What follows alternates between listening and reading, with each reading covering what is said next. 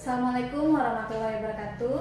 Nah, kembali lagi bersama Teacher Ade. Hari ini kita akan membahas tentang persiapan ujian akhir semester untuk kelas 11 itu pada mata pelajaran fisika. Nah, kalau untuk kelas 11 ini kan ada 6 bab. Untuk semester 2 ini yaitu tentang termodinamika, gelombang mekanik, gelombang berjalan dan stasioner. Terus juga habis tengah semester itu ada bunyi dan gelombang cahaya. Ada juga yang masukin bunyi itu di semester sebelum mid semester. Terus juga ada alat optik dan pemanasan global. Nah, tapi untuk yang di bab ini teacher nggak terlalu membahas secara keseluruhan, secara rinci. Cuman ada beberapa soal-soal yang kira-kira rasanya masih membingungkan, masih galau. Nah, di kelas 11 ini ya. Yang pertama itu tentang termodinamika. Nah, termodinamika ini mungkin masih banyak yang galau tentang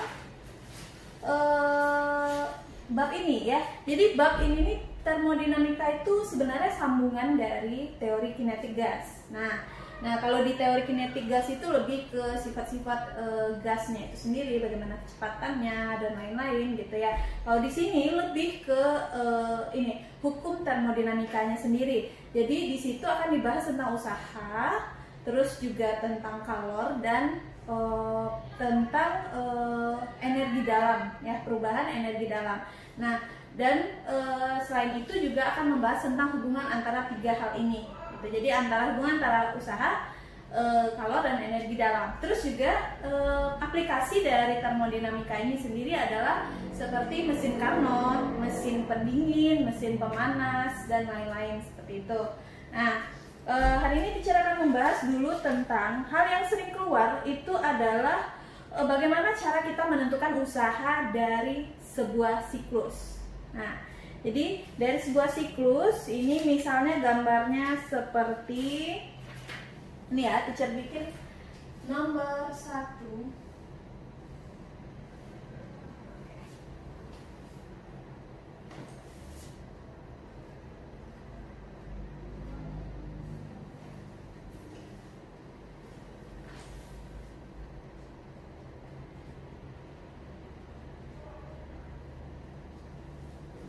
Kemudian ada titiknya, ada 4.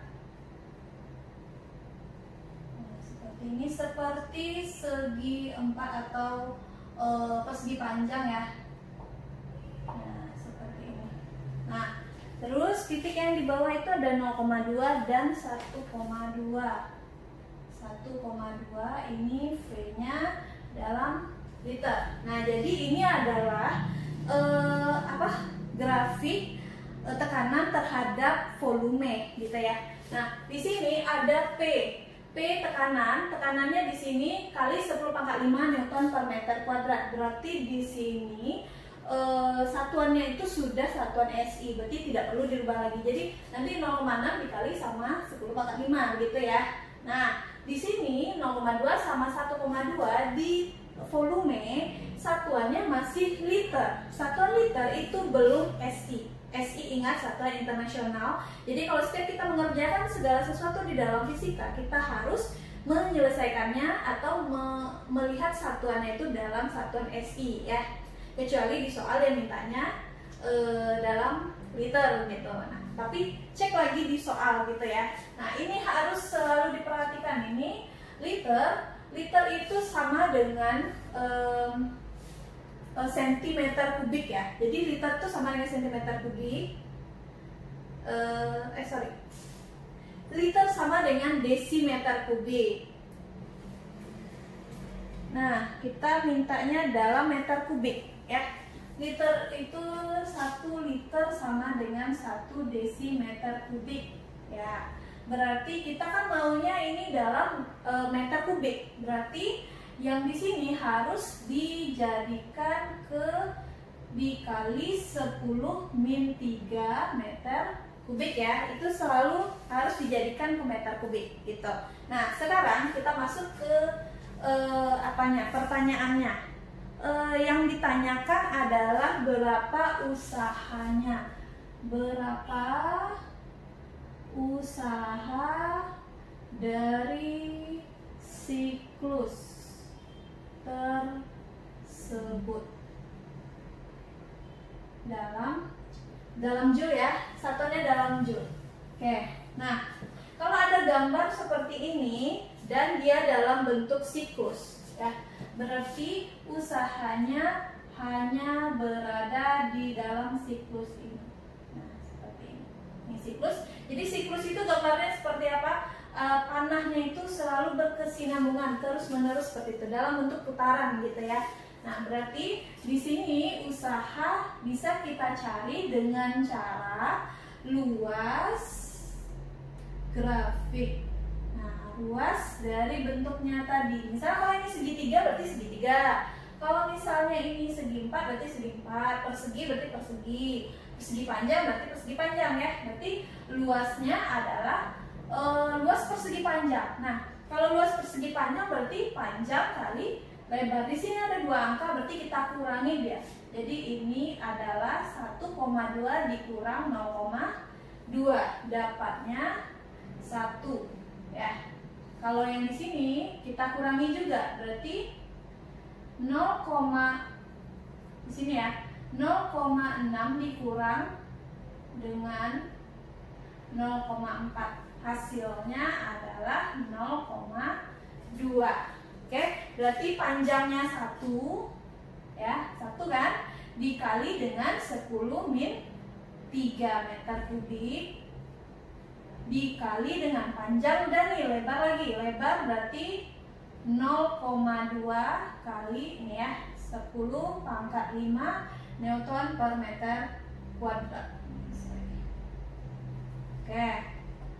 Nah, di sini 1 dikali 0,2 berarti 0,2 kali 10 pangkat min 3 kali dengan 10 pangkat 5 berarti kita kurangi pangkatnya jadi 2 ya, joule. Atau kalau kita sederhanakan berarti 0,2 dikali 100 dapatnya 20 joule begitu.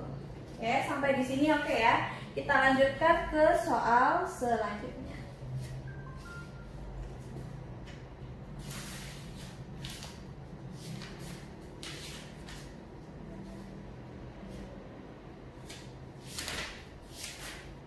Nah, soal yang kedua ini teacher mau masuk ke mesin Carnot.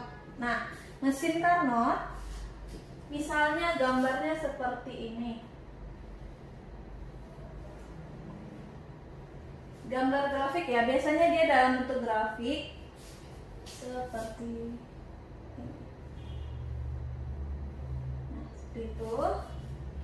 Yang ini ada Q1, ada W, ada Q2. Terus di sini ada T1, di sini ada T2. Nah, melalui grafik diketahui bahwa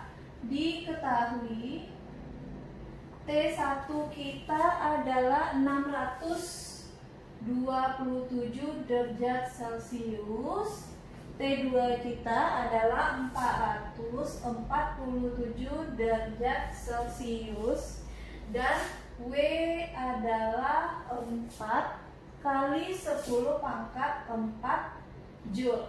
Nah, seperti itu ya. Nah, yang ditanya besar kalor yang dilepas.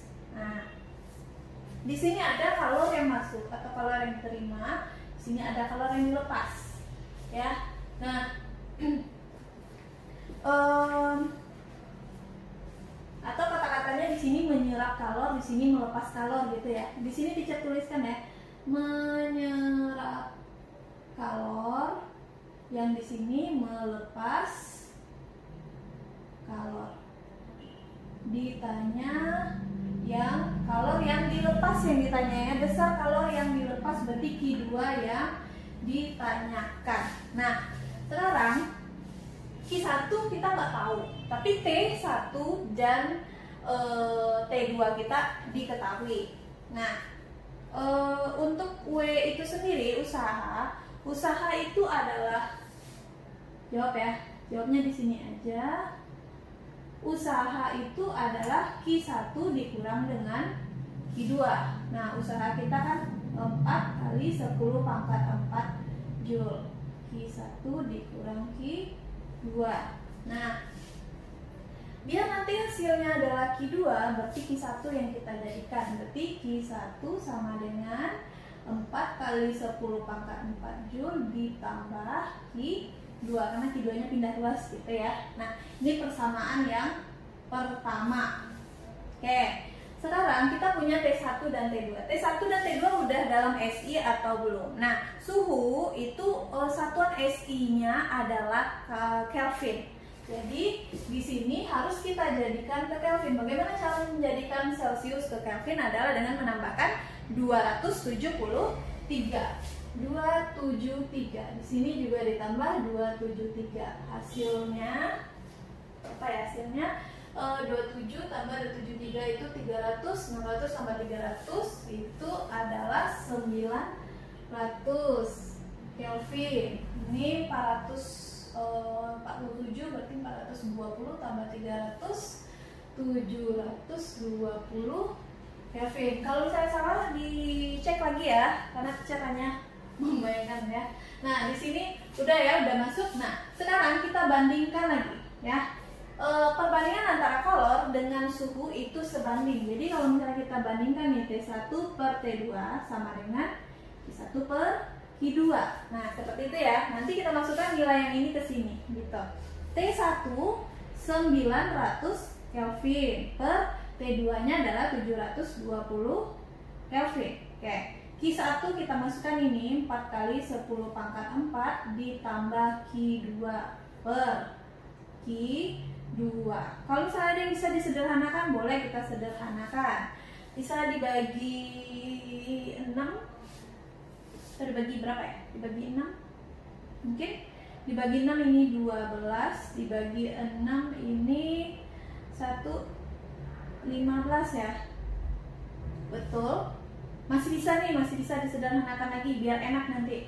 Berarti kita bagi 3. 3 ini 4, ini 5. Oke, dah kita kali silang lagi ya, berarti 5 per 4 sama dengan, jelas kan? Diperbesar aja ya tulisannya. 5 per 4 sama dengan, ini Kelvinnya sama ya, 4 kali 10 pangkat 4 ditambah Q2 per Q2. Nah, ini kan angkanya dikit nih, jadi lebih gampang kita untuk mengali-ngalinya. Kita kali silang lagi ya, berarti 5 Q2, 5 kali Q2, 5 Q2 sama dengan 4 kali 4, 16 kali 10 pangkat 4 ditambah 4 Q2. Nah, ini kita pindah ke sini, berarti 5 Q2 kurang 4 Q2 sama dengan 16 kali 10 pangkat 4. Berarti 5 kurang 4, 1. Q2 sama dengan 16 kali 10 pangkat 4 Joule ya. Nah, seperti itu caranya, oke? Atau kalau misalnya mau kita jadikan satu angka di belakang koma, berarti kalau satu angka di belakang koma kasih tambah sini 1 10-nya ya, berarti 1,6 kali 10 pangkat 5 Joule, seperti itu, oke? Ini untuk soal tentang termodinamika ini yang biasanya sering-sering keluar. Kita lanjut ke soal tentang gelombang elektromagnetik. Ini sudah dicatat ya, sudah dipelajari, kita hapus. Masuk soal nomor 2.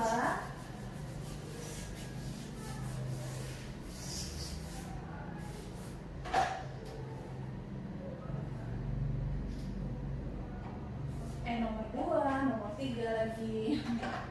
Bab yang kedua, sorry. Nah, nomor 3 itu tentang gelombang mekanik. Gelombang mekanik ini gelombang dasarnya ya, seperti materi di kelas 8 SMP. Nah, kalian bisa cek-cek lagi ya, karena materi fisika itu diulang-ulang gitu. Dari SMP ke SMA itu diulang lagi gitu ya. Jadi kalau misalnya masih ragu, coba cek lagi materi kelas 8.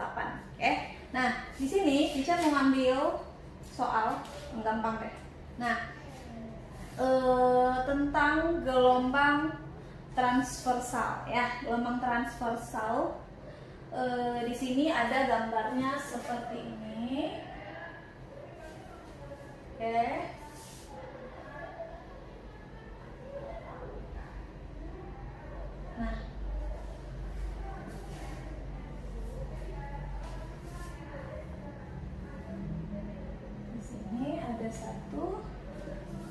sini ada 1, ini jaraknya adalah 100 cm katanya. Oke, 2 buah benda terapung di permukaan air yang bergelombang seperti gambar ini. Nah, kedua benda itu naik turun dengan periode ya, diketahui periodenya. Periodenya adalah 0,5 sekon. Ya, periode itu artinya apa? Dia setiap satu gelombang itu dia melakukannya itu selama 0,5 detik gitu, 0,5 sekon. Gitu ya. Jadi ini udah dalam satu gelombang. Yang ditanya adalah berapa kecepatan cepat rambat gelombang tersebut. Nah, untuk mencari cepat lambat ya, V itu kalau teacher bikin rumusnya itu adalah lambda kali F boleh, atau lambda per T. Karena yang diketahui di soal itu adalah periode, berarti boleh kita ambil yang ini ya, rumusnya boleh. Nah, berarti di sini ada 2 yang mempengaruhi, ada lambda sama periode. Periode udah ada nih. Oke. Sekarang lambdanya. Apa yang dimaksud dengan lambda? Lambda itu adalah panjang satu gelombang ya. Lambda panjang satu gelombang, berarti satu gelombang itu harus kita lihat dulu. Nah, ini kan ada 100 cm. Nah, yang dinamakan satu gelombang itu dia terdiri dari satu bukit atau satu lembah dan satu lembah, satu bukit dan satu lembah. Berarti dari sini set, nah sampai ke sini, atau 2 bukit yang berdekatan ya, dari sini ke sini set, atau 2 lembah yang berdekatan seperti itu. Atau kalau misalnya kamu ragu berapa gelombang, kita bagi-bagi ya, bagi-bagi. Nah, setiap dia 4 bagian yang terlewati berarti itu satu gelombang ya. Misalnya nih 1, 2, 3, 4 itu satu gelombang, atau 1, 2, 3, 4. Jadi kalau dia dari sini berarti hitungnya yang kedua ya, bagian yang kedua yang dihitung sebagai satu bagian yang pertama kita lewati gitu. Berarti bisa kita katakan bahwa 100 cm ini merupakan panjang satu gelombang, atau itu adalah lambda ya. Berarti lambda kita adalah 100 cm. Sedangkan ini masih dalam meter, masih dalam cm, berarti kita jadikan dia ke meter. Kalau cm jadikan ke meter berarti kita bagi 100 ya. Berarti 100 dibagi 100 dapatnya 1 meter. Nah, sampai di sini udah oke. Kita langsung masukkan ke rumus yang pertama tadi, berarti lambda per periode. Kecepatan sama dengan lambda bagi periode sama dengan 1 bagi 0,5. Nah, setiap kalau misalnya kita membagi dengan berkoma, kalau misalnya kamu males atau ragu, kali aja dengan 10/10 biar hilang komanya ini loh. Nah, berarti 10 bagi 0,5 kali 10 itu 5. 10 bagi 5 adalah 2 meter per sekon. Seperti itu aja, gampang kan? Nah, kita lanjutkan ke soal yang keempat. Jadi kalau untuk gelombang mekanik itu masih gampang. Nah, masuk gelombang yang selanjutnya itu agak tertantang sedikit. Nah, gelombang berjalan dan gelombang stasioner. Di sini karena kenapa tertantang? Karena sebenarnya dibilang susah enggak juga, cuman tertantang. Apa maksudnya tertantang? Artinya dia membutuhkan analisa gitu. Karena dia ada persamaan-persamaannya ya. Di sini kita lihat nomor 4. Untuk gelombang berjalan ini bisa bikin dulu persamaannya ya. Di sini Y itu sama dengan A sin omega T plus minus Kx. Nah, ya, kenapa plus minus? Sebenarnya di sini ada plus minus juga ya. Jadi kalau A-nya itu positif, itu kalau dia geraknya ke atas. Ke atas. Nah, kalau A-nya negatif, itu geraknya ke bawah. Apa maksudnya gerak ke atas? Apa maksud gerak ke bawah? Jadi gelombang berjalan ini dia biasanya dia dalam bentuk gelombang transversal. Nah, seperti ini. Kalau dia ke sini duluan, ke atas duluan kan, dia kan geraknya nih ke atas nih. Nah, kalau dia ke atas berarti A-nya positif karena dia yang A yang positif yang dilewati yang pertama. Tapi kalau misalnya dia geraknya seperti ini, nah Nih ke bawah dia dulu ya, geraknya ke bawah gitu. Berarti A-nya jadi negatif. Oke, sampai di situ. Oke, kita lanjut ke yang KX yang positif dan negatif. Kalau KX-nya positif itu geraknya ke kiri. Kalau KX-nya negatif itu geraknya ke kanan. Nah, biasanya kita kalau ke kanan yang positif ya. Nah, tapi kalau di gelombang berjalan, yang ke kiri yang positif, yang ke kanan yang negatif, seperti itu. Balik ya. Berarti nah, berarti kayak gini loh. Kalau misalnya dia bentukannya kayak gini, nah ini A-nya positif dan KX-nya juga positif. Ya, kan dia geraknya ke sini nih. Nah, kayak gitu. Tapi kalau misalnya dia geraknya seperti ini, nah ini A-nya negatif, KX-nya juga negatif karena geraknya ke kanan gitu ya. Sampai di sini oke ya. Nah, biasanya untuk gelombang berjalan ini biasanya kita disuruh bikin persamaan, menentukan persamaannya atau dikasih persamaan kita menentukan komponennya gitu ya. Nah, di sini ada komponen omega dan K. Omega itu bisa kita cari dengan 2πf atau 2pi per T gitu. Kalau K itu bisa dicari dengan 2pi per lambda. Nah, kita masukkan soalnya dulu ya. Oke.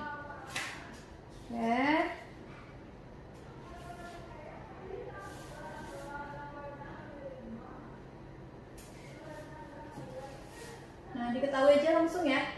Diketahui, katanya seperti ini, gelombang berjalan mempunyai simpangan. Nah, dia kasih sebuah persamaan simpangan.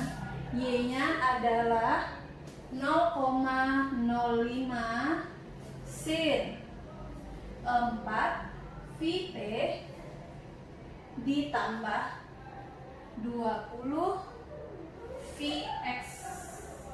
Seperti ini persamaannya. Y dalam meter, X dan Y dalam meter, T-nya dalam sekon. Yang ditanya adalah berapa frekuensi dan panjang gelombangnya. Nah, itu yang ditanya. Berarti bisa kita lihat di sini. Nah, ini udah dalam bentuk seperti ini kan. Ini adalah A, ini adalah omega T, yang ini adalah KX. Positif negatifnya gimana, Cep? Positif dan negatif itu tadi kan udah teacher jelaskan bahwa itu hanya memperlihatkan dia arah gerak dari gelombangnya gitu. Jadi dia tidak masuk ke dalam perhitungan gitu ya. Jadi dia cuma sebagai penunjuk arah gitu. Nah, jadi kita jawab di sini, kalau kita mau mencari frekuensi kita nyarinya dari omega gitu ya. Omeganya udah ada nih. Berarti omega kan tadi 2V kali F, berarti F-nya adalah omega per 2V seperti itu. Berarti omega kita adalah 4V dibagi dengan 2V. 4V dibagi 2V hasilnya adalah 2 Hz ya. Satuan dari frekuensi Hz. Oke, kita lanjutkan lambdanya lagi. Nah, lambda itu didapat dari K ya. Berarti K 2pi per lambda. Nah, jadi kalau kita mau nyari lambda, pindah posisi aja K-nya gitu ya. Berarti 2pi per K. Oke, 2pi per K-nya adalah 20pi. Ini habis. 2 bagi 20 adalah 1 per 10 atau 0,1 meter. Jadi bisa kita temukan jawabannya bahwa frekuensinya adalah 2 Hz dan lambdanya adalah 0,1 meter seperti itu. Oke ya, untuk gelombang berjalan seperti itu aja. Kita langsung masuk lagi ke gelombang stasioner.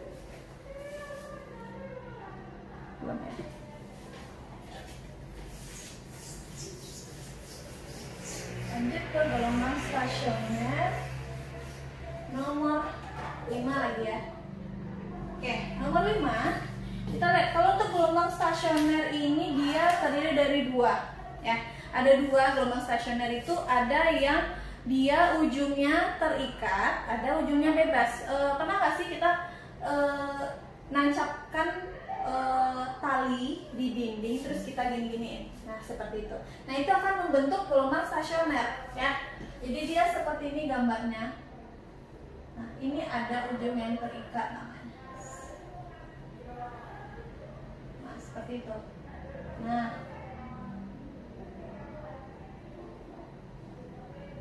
Nah, seperti ini ya. Yang di atas ini adalah gelombang datang.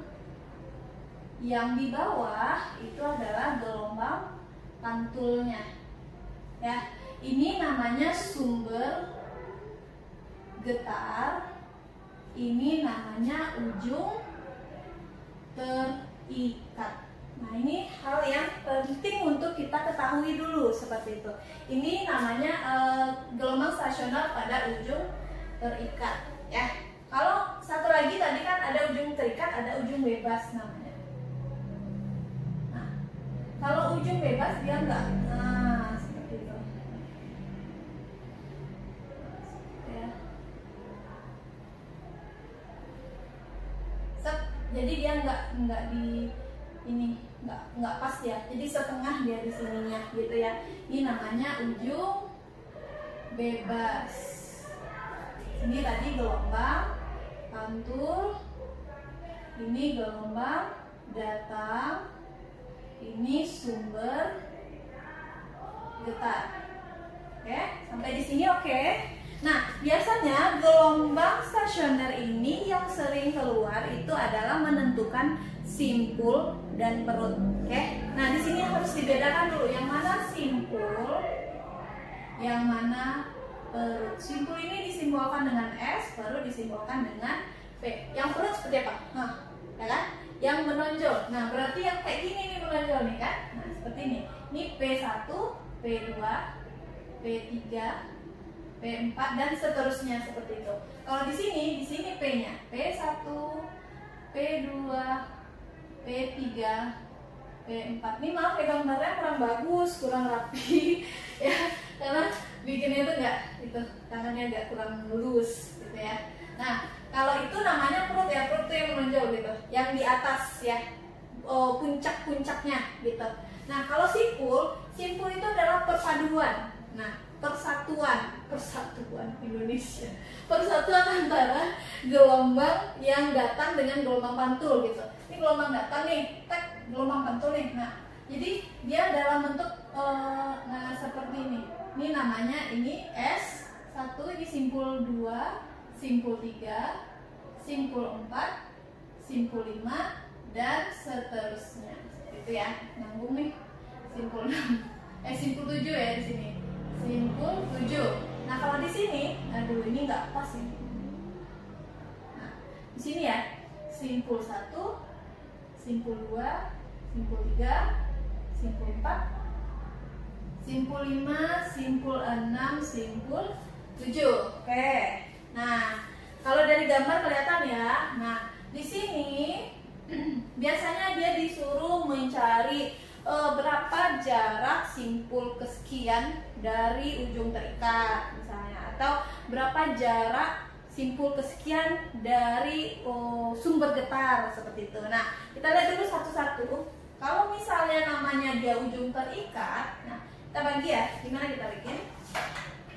Oke, kita bagi di sini ujung terikat, ini ujung bebas. Nah, kalau untuk ujung terikat, simpulnya SN sama dengan 2N kali setengah seperempat lambda ya, 2N kali seperempat lambda. Kalau PN itu adalah 2N kurang 1 kali seperempat lambda. Ini rumus ya. Kalau misalnya males pakai rumus, nanti kita lihat di gambar aja. Tapi tunggu dulu ya. Nah, kita lihat kalau ujung bebas balikannya ya. Ini SN, ini PN. Nah, SN-nya kebalikan dari ini, berarti PN ya. 2N kurang 1 kali seperempat lambda. Yang di sini 2N kali seperempat lambda gitu. Nah, kalau misalnya males, ragu atau bingung dengan rumus, duh gimana ya Cer, aku nggak ingat rumusnya, jangan paksa aku menghafal rumus gitu ya. Nah jadi kalau misalnya nggak ingat rumusnya, kita lihat di sini. Kalau dia minta dari ujung terikat S1 udah pasti 0, oke? Karena dia di ujung, paling ujung, nggak ada jaraknya. Jadi kalau yang ada jarak kayak gini gitu. Nah kalau S1 gimana? Ini dari sini ke sini, ini namanya 1 lambda nih.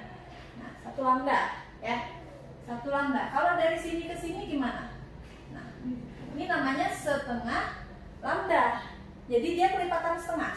Setengah 1, 3 setengah, 3 setengah 1 setengah atau 3/2, 2 berapa lagi? 5/2, 3 kayak gitu. Dan seterusnya. Jadi setengah, 1 setengah, 2 setengah, 3 kayak gitu. Dan seterusnya. Jadi kelipatan setengah dia. Kalau untuk P lihat di sini. Nah, ini setengah, berarti yang ini adalah 1/4. Gitu ya. Jadi kalau untuk P dia kelipatan 1/4. Nah, kelipatan 1/4 tuh dalam ganjil ya. Jadi ini 1/4, 3/4, 5/4, nah gitu. Jadi 1/4, 1/4. Nah hitung aja berapa 1/4-nya gitu. Nah misalnya dia P4 gitu, 1, 2, 3, 4, 5, 6, 7, berarti 7/4 dia. P4 perut ke-4 itu 7/4 gitu ya. Sampai di sini oke ya. Cara yang sama dengan ujung bebas. Coba kita lihat ujung bebas, P1-nya pas di ujung, berarti P1 sama dengan 0. P2 tadi setengah lambda, sama kayak gini, cuman kebalik gitu.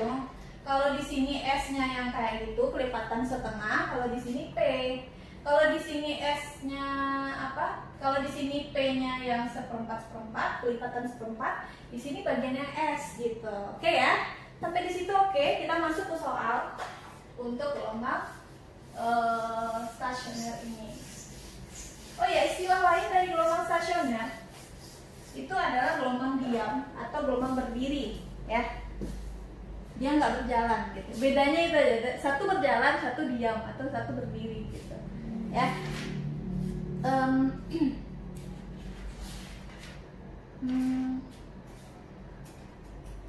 Nah ya,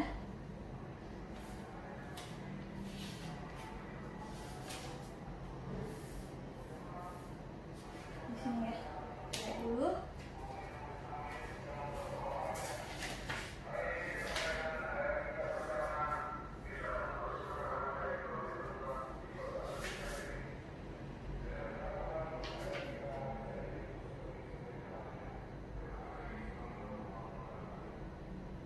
Nah ya,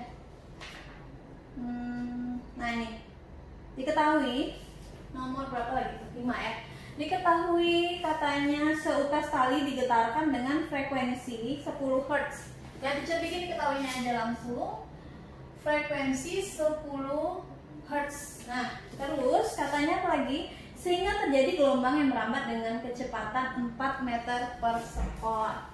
Di V kita 4 meter per sekon. Nah, yang ditanya adalah letak simpul ketiga dari ujung tali pada pemantulan ujung bebas. Dari ujung tali ya. Dari ujung tali nanti sebuah letaknya pada ujung bebas ya. Ini ujung bebas. Yang ditanya itu adalah letak simpul ketiga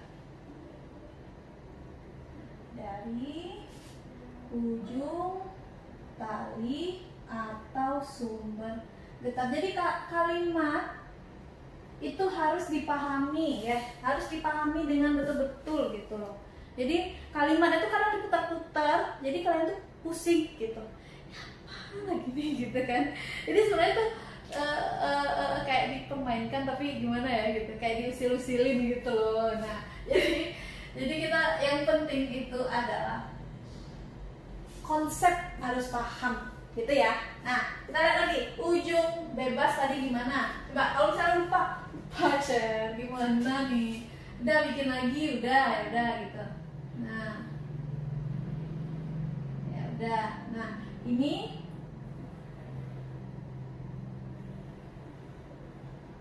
Ini namanya simpul 3, ini namanya simpul 3, simpul 1, simpul 2, simpul 3. Nah, simpul 4 dan seterusnya. Oh, tapi talinya nggak ada dikasih tahu ya. Berarti ini dari ujung tali, bukan dari sumber getah ya, dari ujung tali atau dari ujung bebas tadi. Ya, karena talinya nggak ada. Kalau misalnya talinya diketahui panjangnya, berarti baru bisa kita kurangi. Berarti itu adalah dari sumber getar gitu. Nah, karena di sini panjang talinya nggak diketahui gitu ya. Nah, kita lihat S3 itu apa itu? S3. Nah, di sini ya. Ini 1/4, 3/4. Udahlah bikin lah. 1/4, 1/4, 1/4. Nah, S3 nih ya. 1, 2, 3, 4, 5. Berarti S3 sama dengan 5/4 kali lambda. Lambda udah tahu belum? Belum. Gimana ayo? Cari dari sini ya. V sama dengan lambda kali F. Berarti mencari lambda V per F. Nah, V-nya 4, F-nya 10, berarti 0,4. Atau kamu 4/10 juga nggak apa-apa. Biar di sini bisa enak. 5/4 kali 4/10. Nah, bisa coret kan? Nah, itu gampangnya sih. Kalau fisika itu dia lebih suka gampang coret-coret aja. Coret. Ini 2, ini 1. Nah, dapatnya setengah ya, atau 0,5 meter. Kalau di ABC dia dalam sentimeter. Dalam sentimeter ya, berarti jadinya 50 cm. Nah, mudah kan? Gitu aja kok. Gampang. Yang penting kita tahu konsepnya. Konsep dari gelombang berjalan ini, gelombang stasioner ini. Yang penting kalian tahu dulu konsepnya seperti itu. Nah, habis gelombang berjalan apa lagi ya? Bunyi ya. Di sini bunyi itu yang sering keluar itu adalah efek Doppler. Efek Doppler, terus juga tegangan dawai sama pipa organa, sorry. Jadi patah lidah jadinya. Gelombang bunyi ya. Gelombang bunyi. Kita lihat dulu tentang efek Doppler. Masih ingat efek Doppler? Ini udah belajar efek Doppler ini sebelum MIT ya. Nah, efek Doppler itu efek Doppler. Kayaknya 1 apa 2. Gak apa-apa lah. Oke. Jadi efek Doppler itu rumusnya kan FP. Biasanya yang dicari frekuensi pendengar V plus minus VP per V plus minus VS kali FS. Apa itu VP, EFP, apa itu VSF? Karena di huruf F dan V itu jadinya patah-patah lidah teacher ya. Jadi ini frekuensi pendengar, ini frekuensi sumber, ini kecepatan pendengar, ini kecepatan sumber. Jadi kadang sumber itu bisa diem, ada juga sumbernya yang bergerak. Ada yang pendengarnya diam, ada yang pendengarnya bergerak gitu. Misalnya dia pendengarnya tuh dia lagi bawa motor gitu kan, berarti kan bergerak dia gitu ya. Jadi ada kalanya dia bergerak, ada kalanya dia diam. Kalau misalnya dia diam berarti 0 gitu, nilainya 0 gitu ya, berarti cuma V aja. Nah, menentukan dia positif dan negatif ini kan ada positif negatif nih. Teacher selalu seperti ini. Ini sumber, ini aduk. Gimana sih bikinnya? Ya seperti itulah. Nah gitu ya. Ya anggap aja dia lagi bawa motor ya. Ini motor nih, anggap aja ya. Jangan lupa pakai helm. Nah, oke. Oke, jadi kalau misalnya sumber ke sini menjauh dia dari si pendengar, nilainya positif. Kalau sumber mendekati pendengar, itu nilainya negatif. Oke. Kalau pendengar mendekati sumber, nilainya positif. Kalau pendengar menjauhi sumber, itu nilainya negatif. Jadi sumber tuh maunya dikejar gitu, sumber yang dikejar gitu ya. biar dia nilainya sama-sama positif. Tapi kalau misalnya pendengar yang dikejar, berarti dia kan ke sini. Pendengaran positif, gimana tuh? Pendengar yang dikejar berarti sama-sama negatif dia gitu. Ya. Jadi kalau dia duluan nih, nah kalau ini duluan, nah berarti kan dia ke sini nih, ini ke sini. Nah, berarti kan negatif dia nilainya gitu ya. Jadi seperti itu. Jadi kita coba masuk ke soalnya. Mana ya? Nah, seorang pemain sepak bola berlari dengan kecepatan 36 km per jam. Nah, diketahui. Ini ya, V pendengar, karena dia si pemain sepak bola yang bakalan membunyikan sesuatu atau menghasilkan sumber bunyi itu adalah si wasit yang dia membunyikan peluit gitu ya. Nah, di sini katanya 36 km per jam. Jangan lupa rubah dia ke satuan SI, meter per sekon. 36 km jadikan ke meter, 36.000 1 jam jadikan ke sekon 3.600. 00 hilang, 36 hilang, berarti jadi 10 meter per sekon. Nah, kita simpan dulu di sini. Menuju wasit yang diam. Nah, wasitnya diam. V sumber 0 ya. Sambil membunyikan peluit yang berfrekuensi. Berarti kan frekuensi si ini kan sumber 680 Hz seperti itu. Nah, terus jika cepat lambat bunyi di udara, nah yang ini cepat lambat bunyi itu adalah V saja, 340 meter per sekon. Yang ditanya itu berapa sih frekuensi yang didengar oleh si pemain sepak bola tadi. Berarti ditanya adalah F pendengar seperti itu ya. Nah, coba kita masukkan ke sini lagi. Jawab. Nah, FP sama dengan V plus minus VP per V plus minus VS kali FS. Nah, sekarang kita lihat lagi. VS 0, berarti hilangin. VP mendekati, katanya ya, berlari dengan kecepatan menuju wasit, mendekati sumber gitu. Nah, mendekati sumber berarti dia positif. Nah, itu ya. Baru bisa kita selesaikan ya. V 340 ditambah VP kita tadi 10 per 340 kali 680. Berarti ini 350 bagi 340 kali 680. Ada yang bisa dicoret? Ini 1, ini 2, berarti jadinya 700 Hz seperti itu.